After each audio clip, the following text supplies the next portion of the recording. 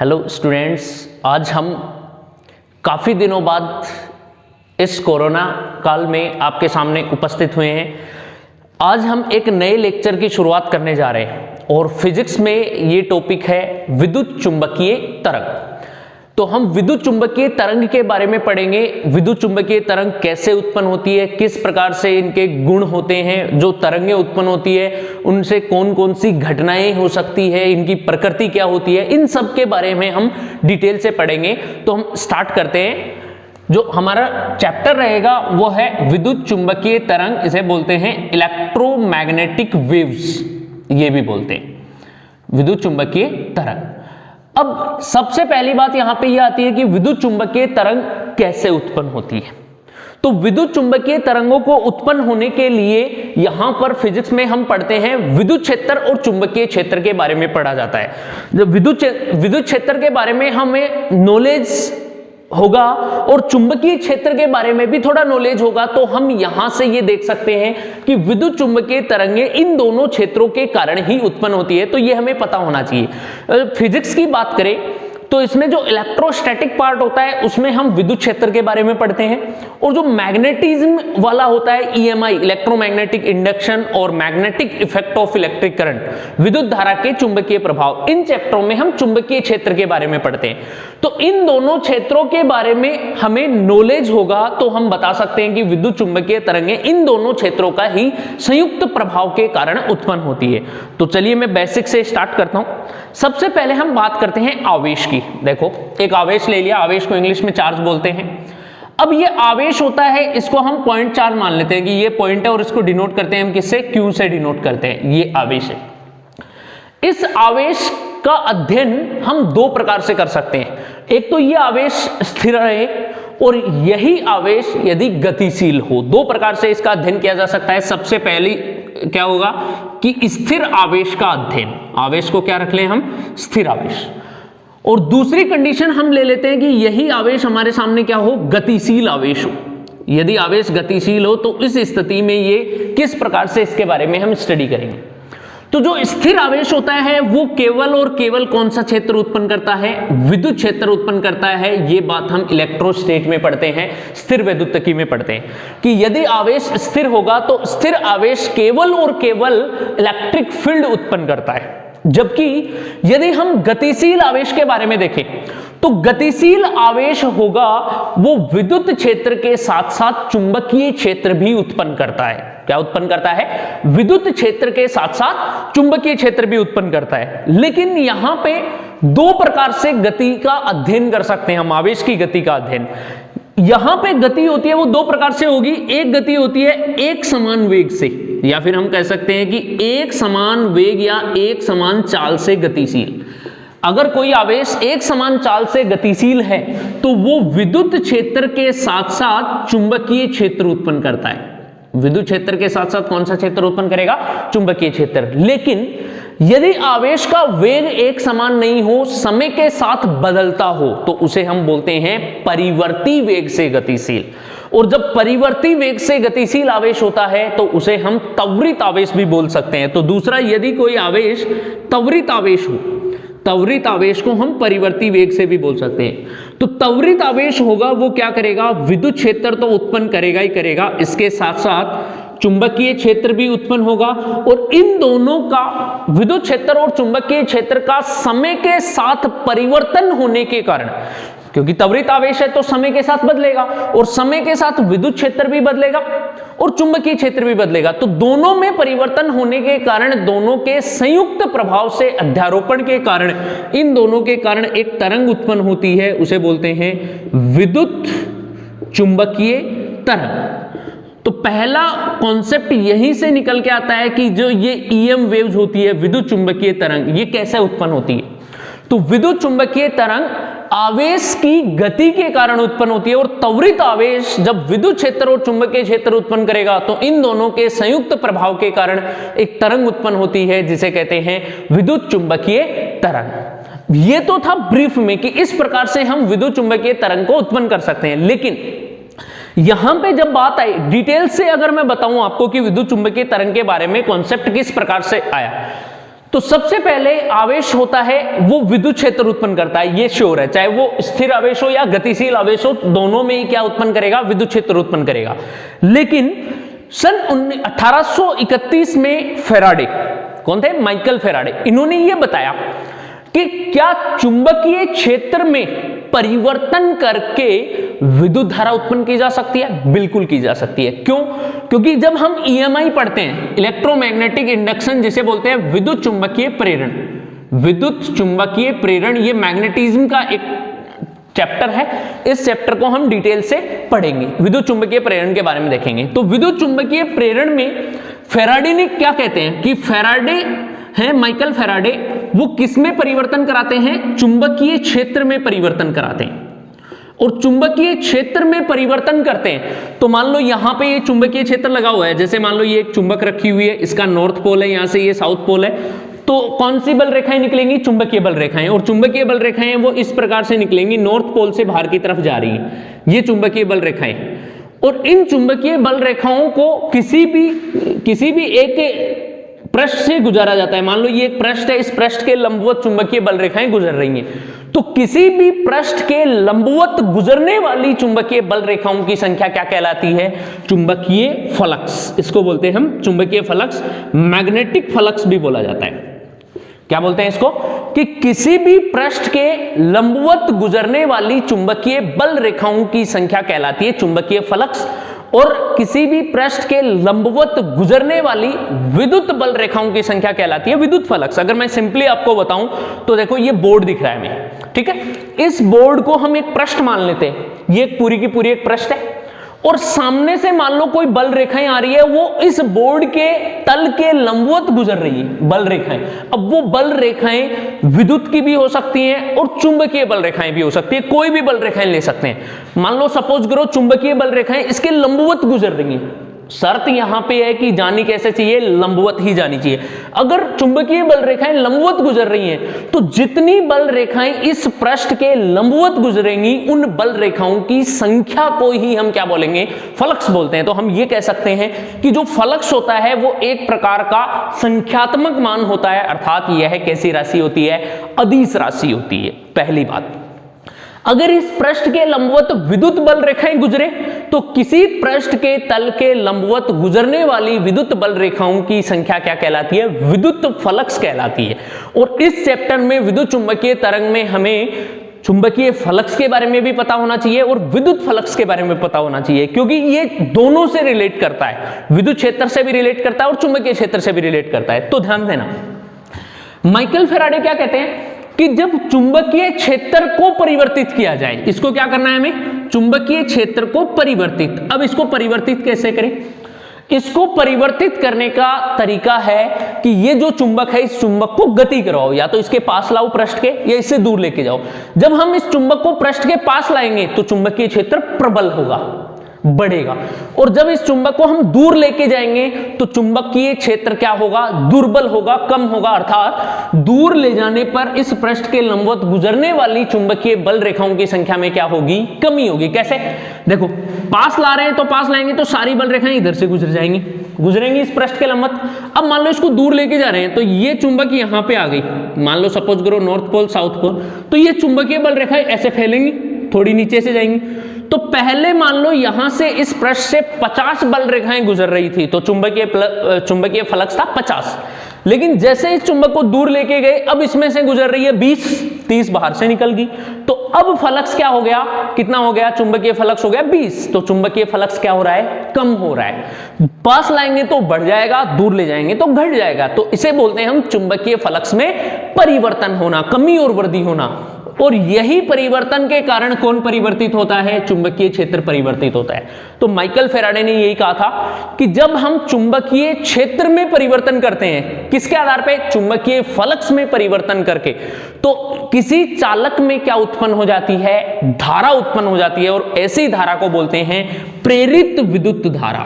क्या बोलते हैं इसको, प्रेरित विद्युत धारा बोलते हैं। ये प्रेरित विद्युत धारा है वो ईएमआई इलेक्ट्रोमैग्नेटिक इंडक्शन में बहुत डिटेल से पढ़ी जाती है। अगर मैं सिंपली और भी बताऊं तो क्या होगा, देखो ये एक पृष्ठ है, ये चालक पृष्ठ है, ये चुंबकीय क्षेत्र में रखा हुआ है, और चुंबकीय क्षेत्र को परिवर्तित करना है, तो परिवर्तित करने के लिए या तो हमें चुंबक को गति करवाओ, अपेक्षिक गति इसके सापेक्ष, या फिर इस चालक को गति करवाओ आगे पीछे।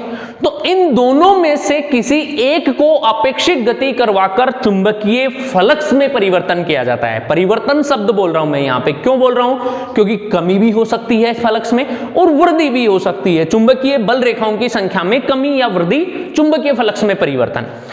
चुंबकीय फ्लक्स में परिवर्तन होने के कारण इस चालक में एक प्रेरित विद्युत वाहक बल उत्पन्न होता है। क्या उत्पन्न होता है? प्रेरित विद्युत वाहक बल।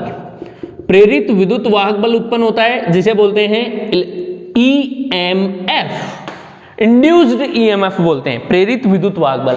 और इसी प्रेरित विद्युत वाहक बल के कारण इस चालक में एक धारा प्रेरित होती है जिसे बोलते हैं प्रेरित विद्युत धारा, और इस घटना को बोलते हैं विद्युत चुंबकीय प्रेरण। ये होता है यहां पे।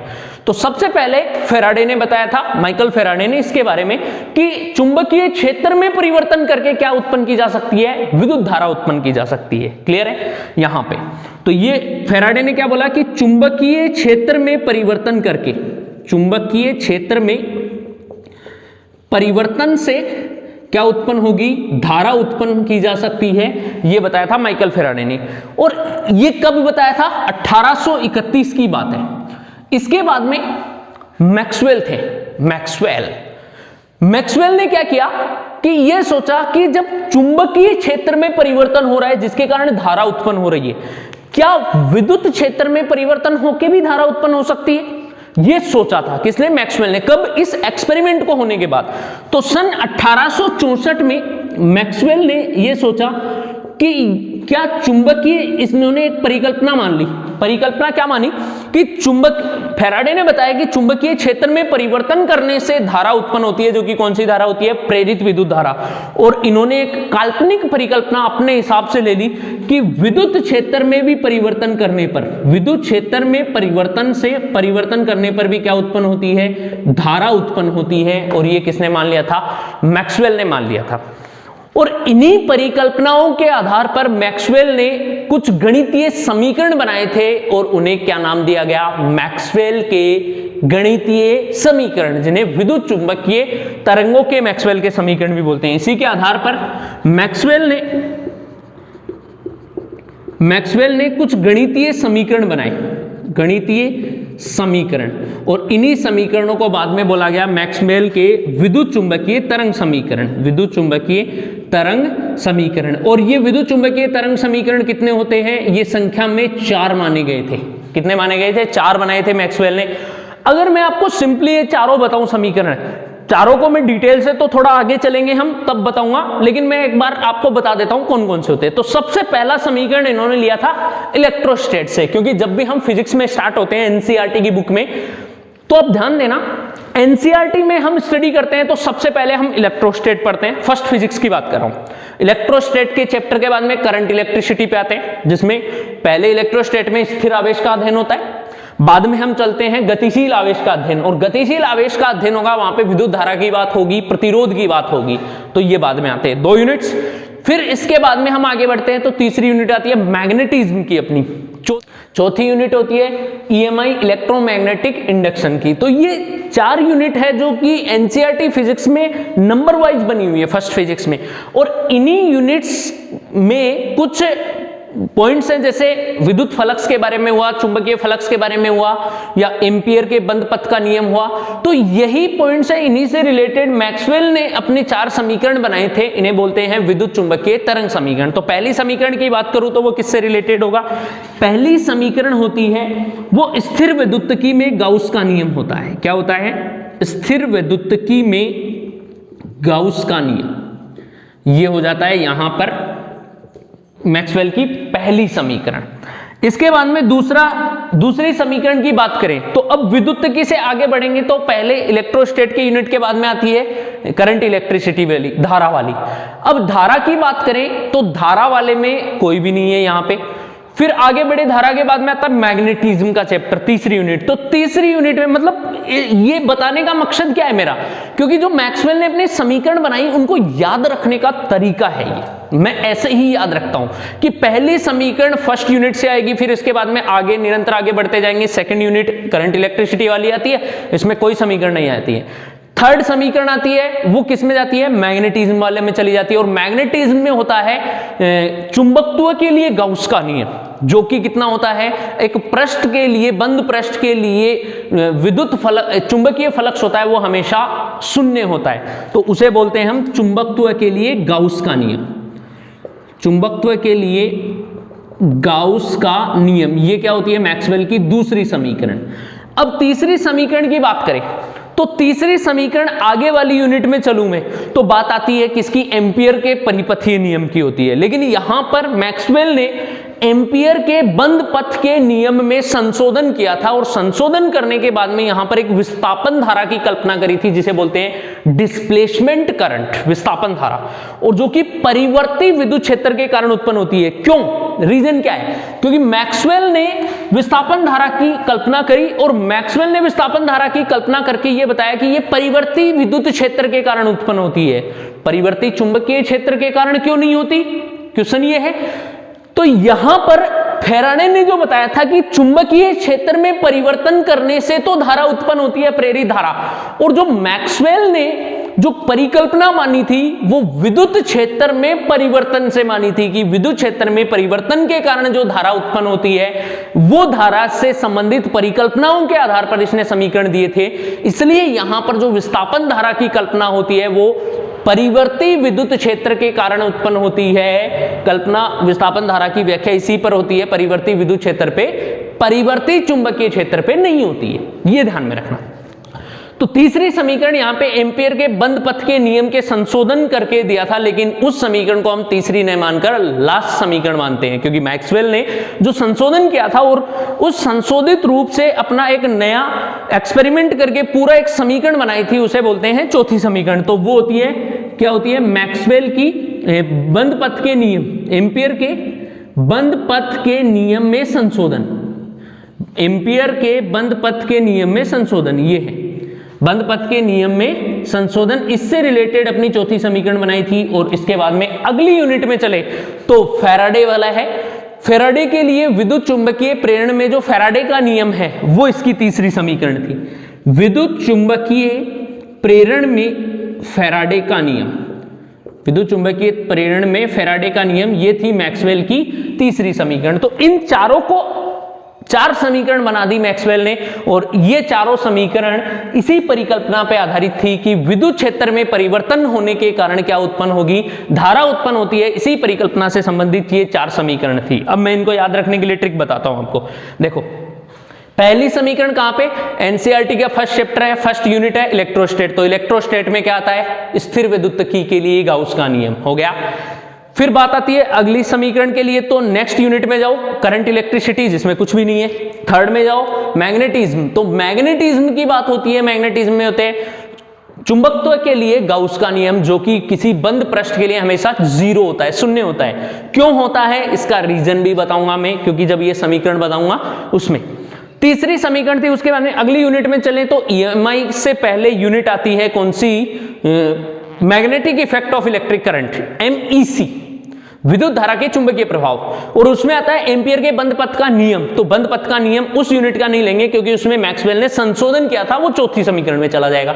और तीसरी समीकरण बच गई। अगली यूनिट में चलते हैं तो विद्युत चुंबकीय प्रेरण के लिए जो फैराडे का नियम है, फैराडे का दूसरा नियम जिसमें लेंज का नियम भी आता है, वो बनती है मैक्सवेल की विद्युत चुंबकीय प्रेरण की तीसरी समीकरण। तो ये था विद्युत चुंबकीय तरंग का चैप्टर। इस चैप्टर से रिलेटेड थोड़ा सा बैकग्राउंड, थोड़ा सा बताया मैंने कि किस प्रकार से विद्युत चुंबकीय तरंगें उत्पन्न होंगी, कैसे क्या होता है इनमें, कौन कौन सी घटना कहां से होती है। अब इस लेक्चर में हमने आज यही डिस्कस करना है, क्योंकि हम आज तो हमारी शुरुआत है, हम धीरे धीरे आगे बढ़ेंगे इनके बारे में। धीरे धीरे जब ताश के पत्ते खुलेंगे तो हमें बहुत अच्छी तरीके से समझ में आएगा। अब हम एनसीईआरटी को फॉलो करेंगे, और एनसीईआरटी को फॉलो करते हुए मैं लेके चल रहा हूं इस चैप्टर को, विद्युत चुंबकीय तरंग के बारे में। इसमें डिटेल से बताऊंगा आपको कि कौन सा कहां पे जाता है, किस प्रकार से होता है। एनसीईआरटी को फॉलो करके। इसके साथ साथ हम कॉम्पिटिटिव लेवल के क्वेश्चन को भी डिस्कस करेंगे, और कॉम्पिटिटिव लेवल के क्वेश्चन डिस्कस करेंगे तभी हमें पता चलेगा कि आने वाले नेक्स्ट जेईई और नीट में किस प्रकार से हम परफॉर्म कर पाएंगे, कैसे हम सेलेक्टेड क्वेश्चन को निकाल पाएंगे। क्वेश्चन को देखते ही हमें हैंडल करना आना चाहिए कि ये क्वेश्चन उस चैप्टर से रिलेटेड है, हाँ मैं इसको कर सकता हूं। इतना कॉन्फिडेंस अपने अंदर बूस्ट कर लेंगे तो उसके बाद में हमें कोई नहीं रोक पाएगा। तो नेक्स्ट लेक्चर में हम आएंगे, इसके आगे का पार्ट पढ़ेंगे। आप हमसे जुड़े रहिए यूट्यूब के माध्यम से, हम ऐसे ही आपके लिए इंटरेस्टिंग वीडियो लेके आते रहेंगे। Thank you.